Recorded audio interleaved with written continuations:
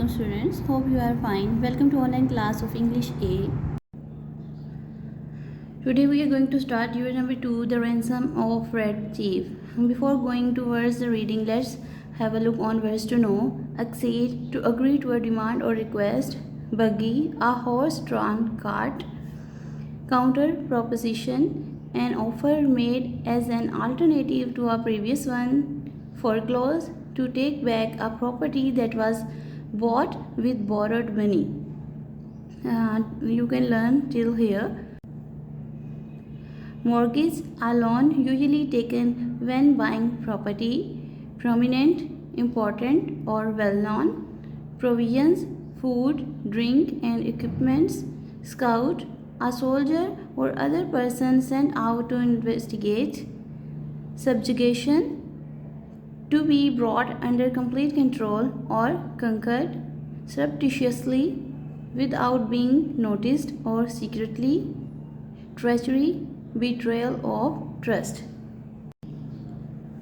Now let's move towards the reading of the lesson. A story about a kidnapping in which the kidnappers get more than they bargained for. We were down south in Alabama, Bill Driscoll and myself, when this kidnapping idea struck us. Bill and me had about $600 and we needed just $2,000 more to buy some land in western Illinois. We figured that family love is strongest in semi-rural communities and decided to do our kidnapping in Summit, a small town. We selected for our victim the only child of a prominent citizen named Ebenezer Dorset. Mr. Dorset was known for his wealth, which he made from lending mortgages and making foreclosures. The kid was a boy of 10 with freckles and bright red hair. Bill and me figured that Ebenezer would agree to pay a ransom of $2,000. But wait till I tell you what happened. Ransom means money for which is used for the release of someone. About 2 miles from Summit was a little tree-covered mountain. On the rear slope of this mountain was a cave. There we stored provisions. One evening, we drove in a buggy past old Dorset's house. The kid was in the street throwing rocks at a kitten on the opposite fence. "Hey," says Bill, "would you like some candy?" The boy threw a piece of brick at Bill's head. This was the first attack of the boy. The boy put up a fight, but eventually we got him in the buggy and drove up to the cave. After dark, I drove the buggy back to the village I had hired it in and walked back. Bill was examining and treating the scratches and bruises on his face and legs. There was a fire burning in the cave and the boy was sitting by it with 2 buzzard tail feathers stuck in his red hair. Here you can see the feathers. He points a stick at me and says, "Ha, cursed paleface, do you dare to enter Red Chief's camp?" "He's all right now," says Bill. "We are playing Red Indian. I'm old Hank, Red Chief's captive, and I'm to be scalped at daybreak." Captive mean prisoner and scalped mean remove the scalp. Ouch, that kid can kick hard. That boy seemed very happy. The fun of camping out had made him forget that he was a captive. He immediately named me Snake Eye the Spy and announced that I was to meet my end the next day. Then we had supper and he filled his mouth full of meat, bread and gravy and talked. His speech went something like this. Now let's read how interesting his speech is. He said, "I never camped out before. It's fun, but I had a pet once and I was 9 last birthday. Are there any real Red Indians in these woods? I want some more gravy. Do the moving trees make the wind blow? We had 5 puppies. What makes your nose so red, Hank? My father has lots of money. Are the stars hot? Do oxen make any noise? Why are oranges round? A parrot can talk, but a monkey or a fish can't." Every few minutes he would remember that he was Red Indian and would let out a war whoop and made all Hank shiver. The boy had built a rise from the start. I say, kid, you like to go home? Oh, what for? Says he. I don't have any fun at home. I hate school. I like camping. You won't take me home. Snake Eye, will you? Not right away, says I. Yeah, says he. I never had such fun in all my life. He's enjoying his kidnapping. At about 11 o'clock, we spread down some white blankets and went to bed. Red Chief kept us awake for 3 hours, jumping up and reaching for his rifle and screeching in our ears as each crackle of a twig or the rustle of a leaf made him imagine that outlaws were approaching. Outlaws mean criminals. At last, I fell into a troubled sleep and dreamed that I had been kidnapped and chained to a tree by a ferocious pirate with red hair. Ferocious mean fierce.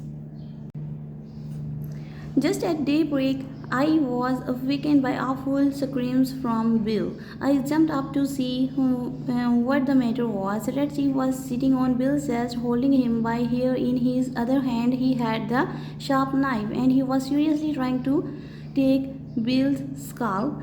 And as he'd promised the evening before, I got the knife away from the kid and made him lie down again. But from that moment, Bill's spirit was broken. He lay down on his side of the bed, but he never closed eye again in sleep as long as that boy was with us. How interesting the story is.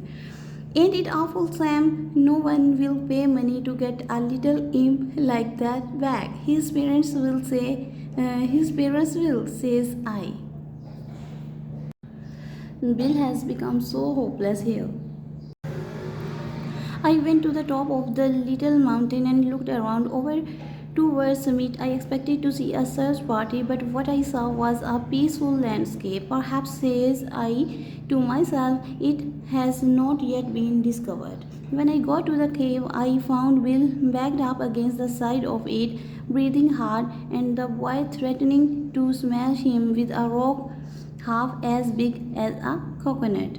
He put a red hot boiled potato down my back, explained Bill, and then mashed it with his foot, and I hit him.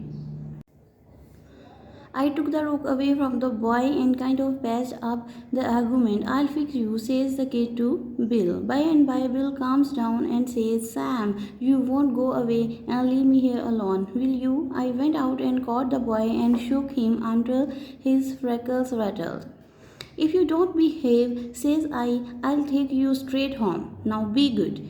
I made him and Bill shake hands. Then I took Bill aside and told him I was going to Poplar Cave, a little village 3 miles away, to find out what reaction the kidnapping had caused.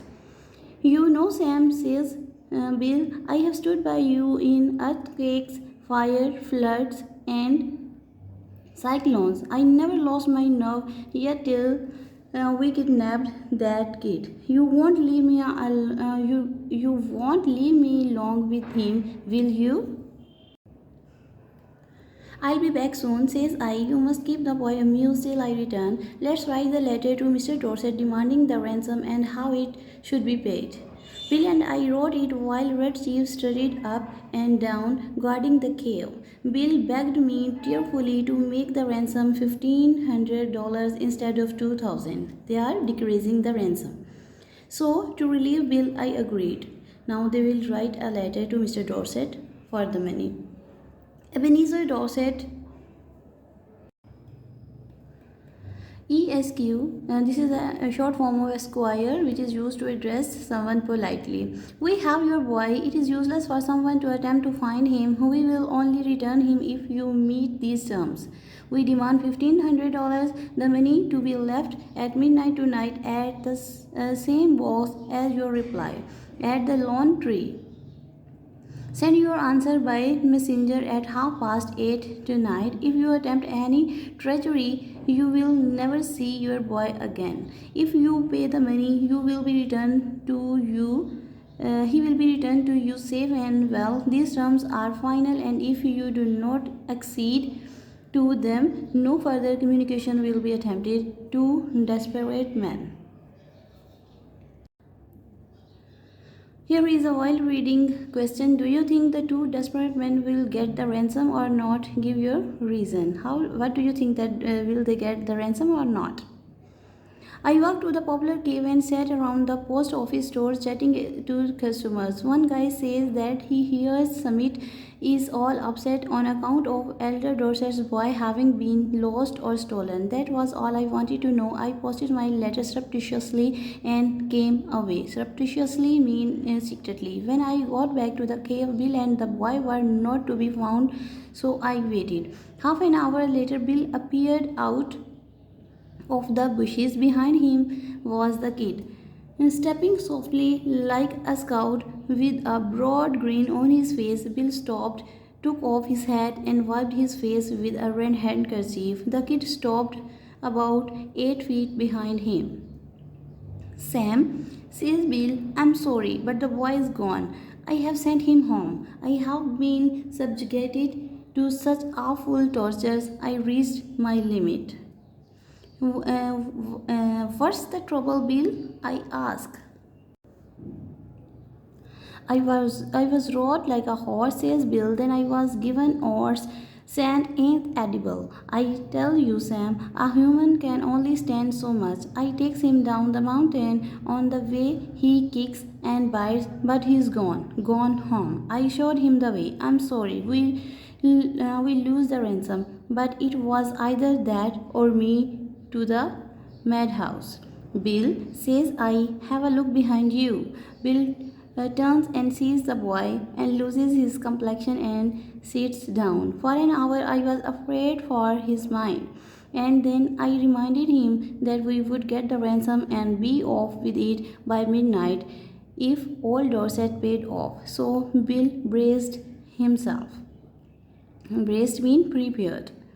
This was my scheme for collecting the ransom without being caught. The tree under which the answer and later the money was to be left was in a wide open area. If any police came, I would see them a mile off. At 8:30, I was well hidden in the tree waiting. Exactly on time, a half grown boy rides up the road on a bicycle, slips a note into the box, and pedals away again. I got the note and was back at the cave soon after. By the lantern, I read it to Bill. Two desperate men. Gentlemen, I received your letter. I think the ransom you ask for the return of my son is a little high. I hereby make you a counter proposition, which I am sure you will accept. You pay me $250 in cash, and I agree to take him off your hands, but bring him at midnight so that the neighbors don't stop you. Very respectfully, Ebenezer Dorset. Here, the father of the boy is demanding money for taking back the boy. The cheek, I began, but I glanced at Bill and hesitated. His eyes were pleading with me. Sam, says he, we've got the money. This kid will send me crazy. I think Mr. Dorset is gorgeous for making us such an offer. Don't let the chance go. Honestly, Bill, says I, he has got on my nerves too. We'll take Dorset's offer and make our get away. That night we got him to go by saying that his father had bought a new toy for him and we were going to play with the new toys the next day. Just at the moment when I should have been collecting a ransom, Bill was giving $250 to Dorset. When the kid found out we were going to leave him, he fastened himself as tight as a leash to Bill's leg. His father peeled him away. How long can you hold him? Asks Bill. I'm not as strong as I used to be, says old Dorset, but I think I can promise you 10 minutes. Enough, says Bill. In 10 minutes I shall cross the country and be over the Canadian border. And as dark as it was, and as fat as Bill was, and as good as a runner as I am, he was a mile and a half out of summit before I could catch up with him.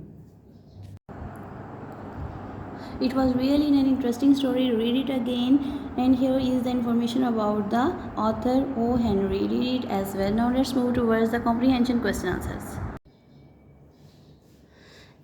Exercise A, comprehension. Answer the following questions. A question is, which part of the United States of America is the story set in? It is set in Alabama. B, why did the two men decide to kidnap someone? Because they needed money to buy some land. What is the first sign we have in the story that the kidnappers have picked a difficult victim? The very first sign is that the boy injured Bill when both of the kidnappers went to kidnap the boy. He threw a stone on his head. D. What do we learn about Ebenezer Dorset? We read about Ebenezer Dorset on page number 15 that he was a wealthy man who has made the money by lending mortgages and making foreclosures. The next question is, what other crimes have Sam and Bill committed? No other crimes have been mentioned in the story that they have committed. What do we learn about Johnny Dorset? Here is a description of the boy. The boy is 10 years old with freckles and bright red hair. The next question is, what games did Johnny play? He plays Red Indian. Age, why did Bill try to release Johnny before they had the ransom? Bill wanted to get rid of the boy because he was teasing him too much. How did Sam and Bill get Johnny to go home? They paid the money to the father of the boy to take him back. J. Where did Bill say that he would get to in 10 minutes? Is that possible? What does he mean? He says that in 10 minutes he will cross the Canadian border. No, this is not possible. He only uses it symbolically. The next question is, what effect did Johnny have on the two men? The boy had affected the two men and I don't think that they would be able to kidnap anyone in future. The last one is, which characters do you feel sympathy for and why? We feel sympathy for Bill because he was teased too much by the boy. I hope you have enjoyed today's lesson. Now read the story again and learn words meanings. Thank you for listening. Allah Hafiz.